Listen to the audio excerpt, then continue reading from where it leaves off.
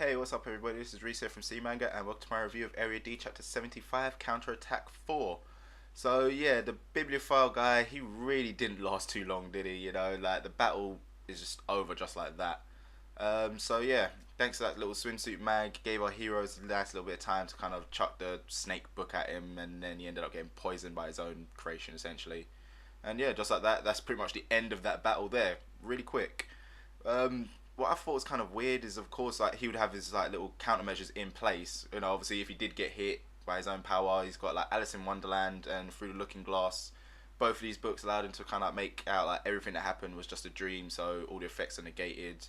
Obviously, Jin used that on Kaku. Ugh, I can't even remember the guy's name. Kaku, the prison dude. Yeah, he used it on him, so his arm goes back to normal.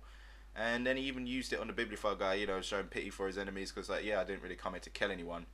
Um, but yeah, it's kind of weird actually with this guy's power because I would have thought that, seeing as how it's his power, he kind of would have been able to just like dispel the effect if stuff's going wrong. It's kind of like his power's a double-edged sword. It kind of reminds me, yeah, actually, this reminds me a hell of a lot like Gremmy at the moment in Bleach, the guy who's fighting Kenpachi. You know, it's like his power can actually affect him, and that's obviously how Gremmy lost. But obviously, if you want to check that out, check out the Bleach video that my guy Raf did on the channel. Pretty good video, check that out. But yeah, yeah, I was thinking it's kind of like that, you know. So it's really weird, the whole situation where if he gets hit by his own power, it completely backfires on him. So yeah, I was thinking his power is really, really strange. It's not really that effective. It's kind of more sneak attack effective than actual pure battle effective.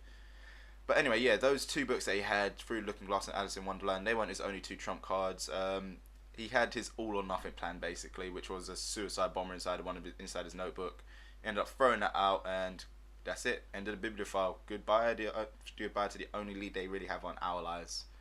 So yeah, after that, Jin and Kikuta, they kind of like jump out the window, so they're all cool, and then yeah, looks like they're pretty much screwed. Luckily for them, where they landed was exactly like next to a service tunnel, and surprise surprise, it's been cut open, and guess who did it?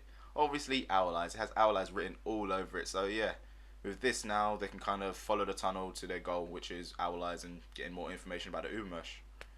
So yeah, that pretty much was this chapter, you know, really, really quick. And I guess the only real thing to take away from it is just, it just opens up, it gives us a little bit more insight into Jin's character, you know. He's the type of person that obviously he won't kill unnecessarily, and well, to be honest, I don't think he actually has really killed anyone, or at least not on purpose. You know, he didn't really kill like Kaido. Kaido pretty much like ran into his sword after he realized, yep, the battle was over. Asura, same type of thing. You know, she ends up just like killing herself essentially. But yeah, it's really, really weird the way how the kind of the character progression is on Jin. They're kind of making it out like, well, it's kind of like a Naruto thing, you know. You know, Naruto, anytime he meets anyone, he always like, ends up changing their heart and everything, so then they become like nice again.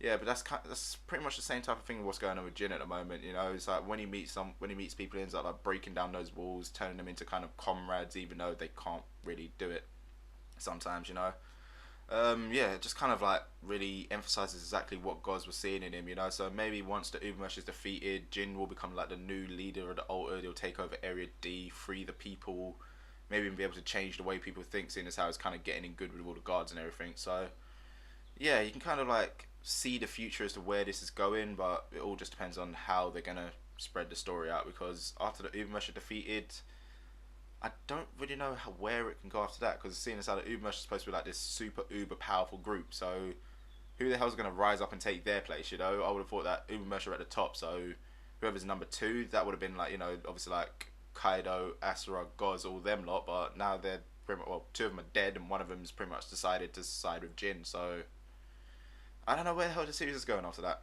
It might just be a little short series, who knows?